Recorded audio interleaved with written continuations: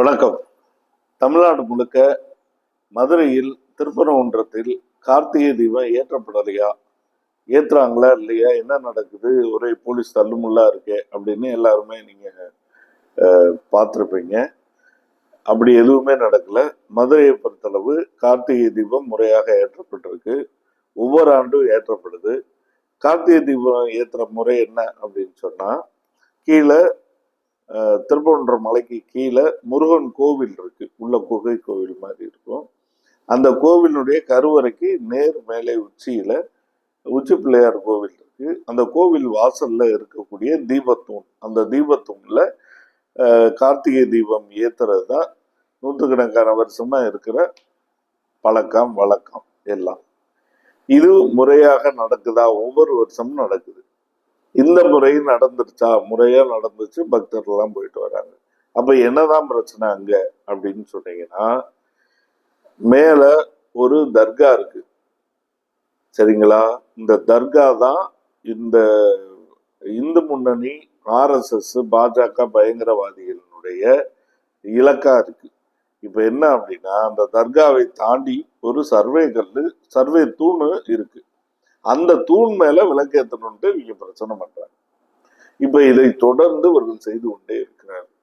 அதற்கு காவல்துறை வழக்கமா இவங்க ஒவ்வொரு வருஷமும் பிரச்சனை பண்ணுவாங்க, காவல்துறை அனுமதிக்காது, தடுத்து அனுப்பிச்சிடும். இப்படித்தான் நடந்துச்சு. இந்த முறை ஒரு வித்தியாசமா ஒண்ணு நடந்திருக்கு.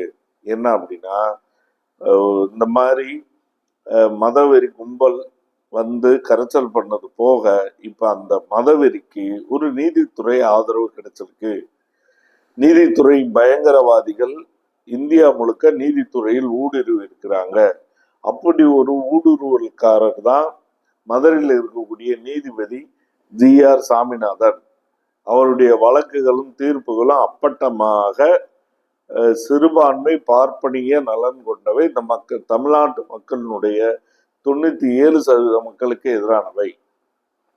இப்ப அதுல முக்கியமா இப்ப இந்த கார்த்திகை தீப விஷயத்தை விசாரிச்ச முறையை பாருங்க. காலையில பெட்டிஷன் போடுறாங்க, மதியம் விசாரணை, சாயந்தரம் 6 மணிக்கு தீர்ப்பு. 6:15 மத்திய போலீஸ் அங்க ஒண்ணு உயர்நீதிமன்றத்துக்கு பாதுகாப்புக்கு இருக்கு. அவங்களை அனுப்பி கொண்டு போய் உடனே தீபத்தை ஏத்துறதுக்கு ஏற்பாடு பண்ணு அந்த கல் தூண்லன்னு சொல்லி படைவேற அனுப்பிச்சு வைக்கிறாங்க. இது எந்த வழக்குல நடந்திருக்கா? நம்மளும் பாக்குறோம். கோர்ட்ல சிவில் வழக்குகளுக்கு போறோம், கிரிமினல் கேசஸ்க்கு போறோம், அடிதடின்னு போறோம், சொத்து பிரச்சனை போறோம், எவ்வளவோ வழக்குகளுக்கு போயிருக்கோம். ஒரே நாள்ல பெட்டிஷன் எடுத்து விசாரிச்சு தீர்ப்பு, அதை நடைமுறைப்படுத்துற மத்திய போலீஸை வேற கூட அனுப்புறீங்க, சரிங்களா? இப்படி ஒண்ணு நடக்குது. இதுக்கு பேர் என்ன? அதுவும் கார்த்திகை தீபம் ஏத்துற மரபான ஆன்மீக நடைமுறை ஒரு பக்கம் நடக்குது, சிக்கல் இல்லாம நடக்குது. ஆனால் ஒரு தர்காவை குறுக்காக தாண்டி போய் அந்த பக்கம் சர்வேக்கல்ல ஏத்துறதுக்கு ஏன் இவ்வளவு முயற்சி பண்றாங்க? RSS காரனும் இந்து முன்னணிக்காரனும் இங்க ஒரு மதக்கலவரத்தை உண்டாக்க திட்டமிடுறான் மதுரையில. அதை மீனாட்சி அம்மன் கோவில் திருவிழாவிலோ அல்லது இந்த மாதிரி மக்கள் கூடக்கூடிய கார்த்திகை தீபம் ஏற்றக்கூடிய நிகழ்வுலையோ தைப்பூசத்திலேயே அவர்கள் தொடர்ந்து திட்டமிட்டுக்கிட்டே இருக்காங்க. அது பூரா சங்கி மங்கி தோல்விகள் மாதிரி கொண்டைய கண்டுபிடிச்சு போலீஸ் ஒவ்வொரு முறையும் நடைமுறை எடுத்து அனுப்பிச்சு விடுது. ஆனா இந்த முறை நீதித்துறையில் இருக்கக்கூடிய ஒரு நீதிபதி மிக சட்டத்தை தவறாக பயன்படுத்தி இவங்களுக்கு இன்னைக்கு துணையா இறங்கி இருக்கிறாரு, சரிங்களா? இப்ப சர்வே கல்லு, அது இப்ப அந்த சர்வே தூண் இருக்கு இல்லையா, அதுக்கு கீழே சர்வே நம்பரே இருக்கு.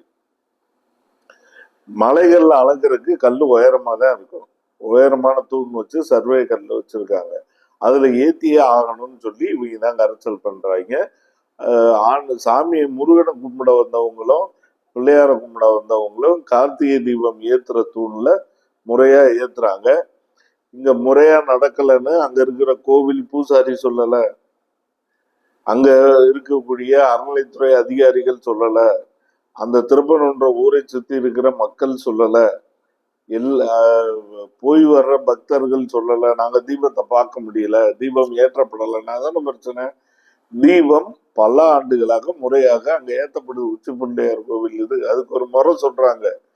கீழே இருக்கிற கோயிலுக்கு அந்த கருவறைக்கு நேர் மேலே உச்சி பிள்ளையார் கோயில், அந்த தூண் தான் கார்த்திகை தீபம் ஏத்துற தூணுன்னு அதுக்கு ஒரு முறை வச்சிருக்காங்க. அப்படி இருக்கும்போது தொடர்ந்து இங்க கலவரத்தை ஏற்படுத்துற முயற்சியை இந்து முன்னணியை RSS செய்யறான். அதுக்கு இன்னைக்கு நீதித்துறை துணை போயிருக்கு. நான் சொன்ன மாதிரி இப்ப ஒரு தீர்ப்பு, ரைட்டா? இப்ப இதை யோசிச்சு பாருங்க. இப்ப மத்திய போலீஸை நீதிமன்றத்தின் காவலுக்கு போட்டிருக்காங்க. அந்த அந்த போலீஸுக்கு உத்தரவு போடக்கூடிய அதிகாரம் யார்கிட்ட இருக்குன்னா, அங்கேயே நிர்வாக நீதிபதினு இருக்கிறார் உயர் நீதிமன்றத்துல. அவர் பேர் அட்மினிஸ்ட்ரேட்டிவ் ஜட்ஜு, அவர் பேரு ஜெயச்சந்திரன். அவருக்கு தான் அதிகாரம் இருக்கு. ஆனா அவர் உத்தரவு போட்டு இந்த போலீஸ் அனுப்பிச்சு விட்டுருக்கிறாரு, அவருடைய உத்தரவின் பேர்ல. எப்படி இது நடக்குது? சரியா? அந்த போலீஸ் இந்த ராம ரவிக்குமார் மாதிரி மதவெறி மண்டையர்களுக்கு துணைக்கு வந்து இங்க கலவரம் பிரச்சனைக்கு மோதலுக்கு இது பண்றாங்க. அப்ப இது மத்திய போலீஸ். மாநில போலீஸ் மீது இந்த குண்டர்கள் போய் நேற்று தாக்குதல் நடத்தி சில போலீசார்கள் காயம்பட்டு இருக்கிறாங்க, ரத்த காயம்பட்டு மருத்துவமனையில அனுமதியாயிருக்காங்க. இப்ப இதுக்கு யாரு பொறுப்பு? இதை செஞ்சது யாரு? மத்திய போலீஸை ஏன் நீங்க உடனே அனுப்பணும்? அப்படி என்ன இப்ப குடிமொழிக்கு போயிருது? இல்லாத ஒரு சர்வேக்கல்ல போய் தீபம் ஏத்தணும்னு என்ன இருக்கு?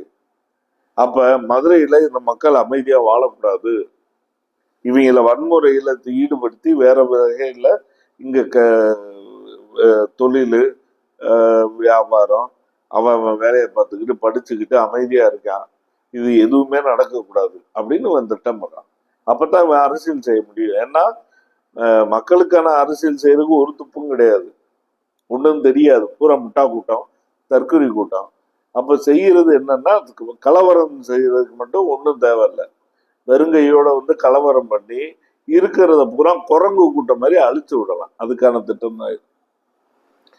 அப்ப காவல்துறையின் மூலமாக மத்திய மாநில பிரச்சனைகளை உருவாக்கக்கூடிய ஒரு வேலையை பார்க்குறாங்க. அடுத்த விஷயம் பார்த்தீங்கன்னா, இப்ப தமிழக அரசுடைய நடவடிக்கை, தமிழக அரசை பொறுத்தளவு நேற்று உடனடியான உத்தரவு இப்படி போட்டா என்ன பிரச்சனை இருக்குன்னா, நேற்று மதுரையில் இருக்கிற வக்கீல்கள் மற்றும் மதச்சார்பற்ற அமைப்புகள் எல்லாம் சேர்ந்து போய் மதுரை மாவட்ட ஆட்சித்தலைவரை பார்த்து, நீங்க இந்த உத்தரவை நடைமுறைப்படுத்தக்கூடாது, இப்படி ஒரு நிலவரம் வந்துச்சுன்னா. ஏன்னா 2 நீதிபதிகள் ஏற்கனவே தீர்ப்பு நடத்தி அது ஒன்றும் கார்த்திகை தீபம் முறையாக ஏற்றப்படுது, இதை கொஞ்சம் கவனிங்க. 2 நீதிபதிகள் கார்த்திகை தீபம் முறையாக ஏற்றப்படுது, எந்த பிரச்சனையும் இல்லை, அது பாட்டில் போயிட்டு இருக்கு, நடக்குது, அதனால இதுல இவருடைய கோரிக்கை தப்புன்னு ஏற்கனவே தீர்ப்பு சொல்லி இருக்கிறார். அந்த தீர்ப்புக்கு விரோதமா இப்போ ஒரு நீதிபதி, அவரு ஏற்கனவே முன்னால நீதிபதி ஆகிறதுக்கு முன்னால மாநில பாஜகவுடைய வழக்கறிஞர் சங்க தலைவராக இருந்தவர். இப்போ நீங்க கூட்டி கழிச்சீங்கன்னா, இவங்க ஏன் இந்த மத கலவரம் நடத்துறான், பயங்கரவாதத்தை உருவாக்குறான்றதுக்கு உங்களுக்கு இந்த லிங்க் புரியும்.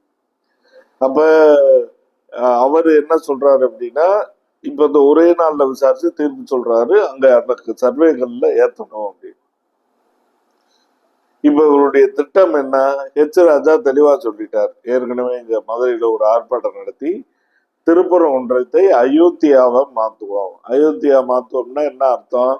91 பாபர் மசூதியை அயோத்தியில இருந்த உத்தரப்பிரதேச அயோத்தியில இருந்த பாபர் மசூதி எடுத்து அதன் தொடர்ச்சியா நாடெங்கும் கலவரம் நடந்து கிட்டத்தட்ட கோயம்புத்தூர் குண்டு வெடிப்பு வரைக்கும் அதன் எதிரொலியாக நடந்து நாடெங்கும் ஆயிரக்கணக்கான இந்துக்களும் முஸ்லிம்களும் பெண்களும் குழந்தைகளும் கொல்லப்பட்டாங்க.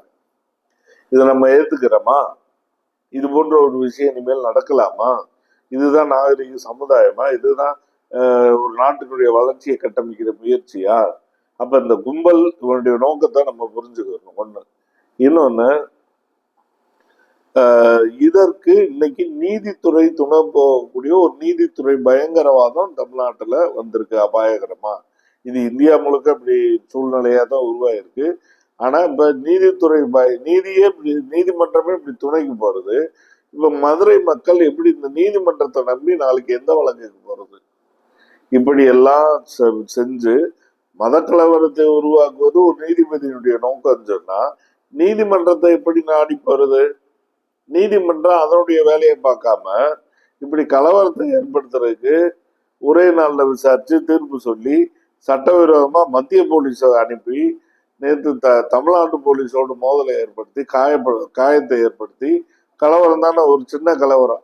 நேற்று உயிர் சேதம் நடந்ததுதா ஏதோ ஒரு பக்கம். நம்ம என்ன சொல்றோம், 4 முட்டா பையில அவன் சூழேத்தி விடுறேன், அவனும் வந்து கலவரம் பண்றான். அதுல ஒருத்தன் செத்து இருந்தா கூட யாருக்கு நட்டோம்? எல்லாருக்கும், தமிழ்நாட்டுக்கு தான் நட்டோம்.